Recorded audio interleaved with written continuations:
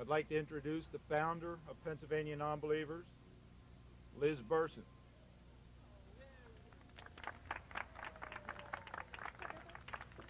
Hi, I'm Liz Burson. I'm the founder of the group. We started our Pennsylvania Nonbelievers group in 1998, and we're about between 300 and 400 strong right now, although they're not all here today. I wish they could have made it. It's bad timing for a lot of people who have to work during the week. Anyway, we have a group that meets once a month on the first Saturday of every month down in York. There's also a group that meets in Harrisburg. And if you're interested in being on our mailing list or attending any of our groups, let one of us know and we can set you up. But we are here for the National Day of Reason, and there's going to be a lot more information on the National Day of Reason coming after me. People are going to explain why we're here and why we wanted Ed Rendell to endorse our day. But from the National Day of Reason website, there is on their home page, it has Why a National Day of Reason, and it says, many who value the separation of church and state have sought an appropriate response to the federally funded National Day of Prayer, an annual abuse of the Constitution.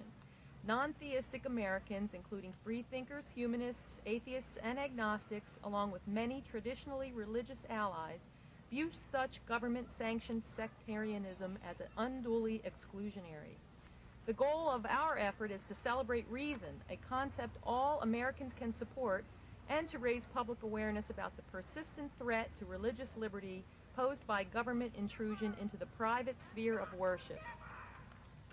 So we wanted to start our day, and I think, Steve, are you going to speak after me? Yeah. Okay, and Steve Neubauer is also going to say a couple more words, and he's the president of our group. Go ahead, Steve.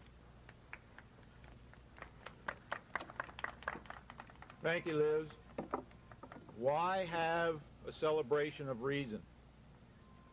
Why have it today? Does the building behind me look like a church? Does it look like a revival tent? Do we want the good people who work in the building behind me to be dependent on an invisible man in the sky for advice? Do we want the good people who work in the building behind me to be listening to voices in their head that claim to be God? I find it ironic that the day of prayer uses the words of Abraham Lincoln as justification for being here today. In 1863, Abraham Lincoln told a group of ministers that God and religion were completely unreliable as sources of advice and knowledge. He told them there were no such thing as divine revelations. He told them that he was getting advice on issues involving state from clergymen that was completely opposite to what other clergymen were telling him. He concluded that only reason and looking at the cold hard facts and thinking rationally will be of any value to anyone in government making government decisions.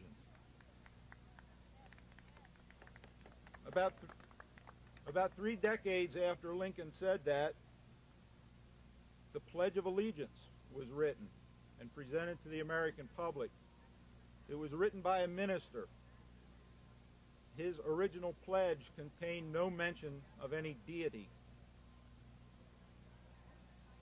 The next person up here will be Korean War veteran Gloria Hurd, who will lead us in that original, godless, uncorrupted Pledge of Allegiance. Gloria?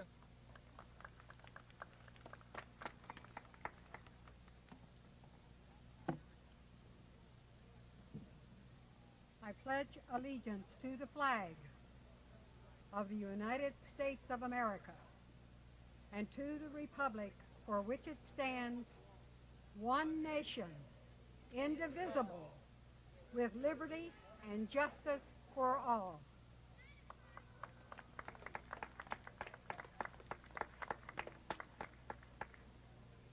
As a veteran of 5 years in the military, with 2 honorable discharges, I am speaking for the more than 50,000 non-believers that have died in wars of the United States since 1941, and for Pat Tillman, an all-American hero and non-believer. The following is a poem about atheists in foxholes by Alice Shiver. Atheists in foxholes. Some say they are a myth.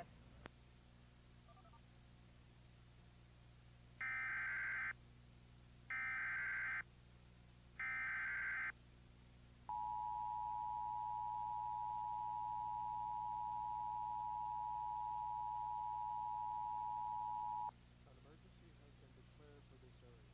For emergency details, please move to channel 18.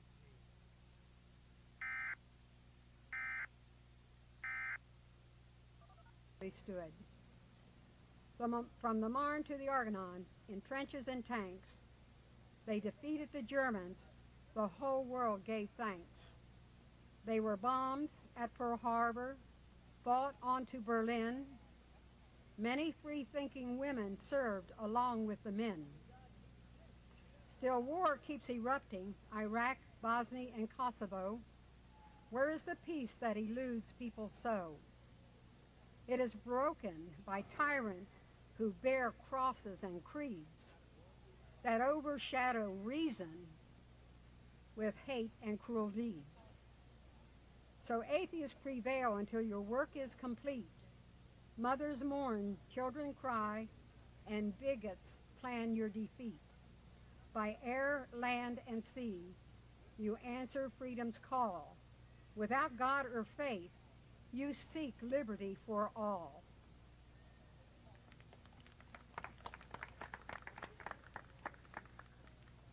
Thank you, Gloria.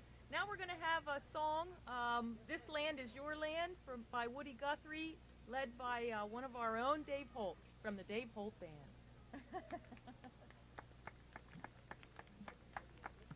Everybody knows the words, right? This land is my land. This land is my land. From California to the New York Island. From the redwood forest to the Gulf Stream waters. This land was made for you and me. As I went walking that ribbon of highway and saw above me the endless skyway, and I saw below me the golden valley, I said this land was made for you and me. I roamed and rambled and followed my footsteps to the sparkling sands of the diamond deserts, and all around me a voice was sounding. This land was made for you and me. Was a high wall there that tried to stop me. A sign was painted, private property, but on the backside it didn't say nothing. This land was made for you and me. When the sun came shining and I was strolling in the wheat fields waving and the dust clouds rolling, that voice was chanting as the fog was lifting. This land was made for you and me. On a bright sunny morning in the shadow of a steeple, by the lobbies I saw my people, and they stood hungry and I stood wondering if this land was made for you and me. Well, nobody living can ever stop me as I go walking my freedom highway. Nobody living can make me turn back. This land was made for you and me. This land was made for you and me. Thank you, Woody Guthrie.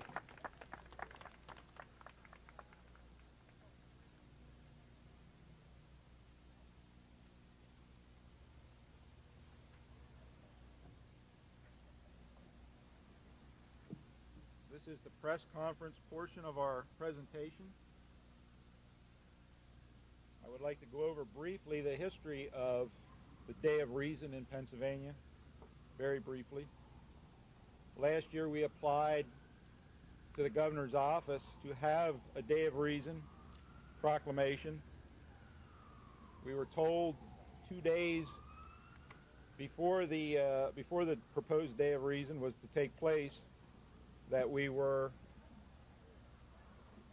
had been late in submitting the application, that it had to be in 30 days prior to the event. We were not told that earlier. We were told to submit the application for next year and it would be considered. We submitted the application for this year, and we were given a letter by Barbara Costanzo, director of the Governor's Correspondence Office. Her letter to us states,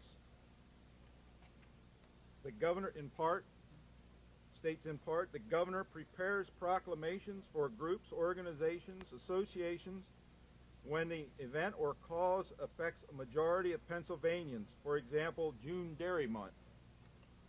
Since your organization's request does not envelop a majority of Pennsylvanians, we have elected not to prepare a proclamation for your organization in 2004. Again, it was signed by Barbara Costanzo, the government's correspondence office. In other words, the governor was saying, through his spokesperson, that reason does not apply or affect the majority of Pennsylvanians. The governor may have been right, judging from the different sized groups that we saw here today. They may in fact have a point about that. We wrote several letters asking the governor to reconsider. The governor responded through his spokesperson that he will not issue a Day of Reason proclamation, basically because he believes that reason should reign on a daily basis in Pennsylvania. That's a complete turnaround from the previous year, but we think the governor is really on the right track with this. The governor has said through his spokesperson that reason should prevail every day of the year. We will set aside one day a year for prayer, but reason should prevail every day of the year. We agree with that. In fact, we are so pleased with that we have prepared to make Governor Ed Rendell an honorary member of Pennsylvania Nonbelievers for his recognition that reason should reign on a daily basis in Pennsylvania. And we have prepared a proclamation to that effect, which Carl is holding. We will be presenting that to the governor at our earliest opportunity. Along with that proclamation, Carl, did you want to read a few? If you don't mind. Go ahead. Let me just say that my name is Carl Silverman. I'm one of the capillary directors of Pennsylvania Nonbelievers. Let me just say that the bulk of the proclamation is essentially the verbiage that we asked the governor to approve on his proclamation, which we're hoping he would issue, regarding reason. And it's probably really the most important part of the proclamation, but we've handed that out, and I'm sure it'll be available. Anybody can go to our website. We'll try to post it on our website if it isn't already on there. But in addition to the paragraphs about the importance of reason, we also mentioned that whereas the Honorable Edward G. Rendell, Governor of the Commonwealth of Pennsylvania, has proclaimed through an official spokesperson that reason should reign on a daily basis, and whereas Governor Rendell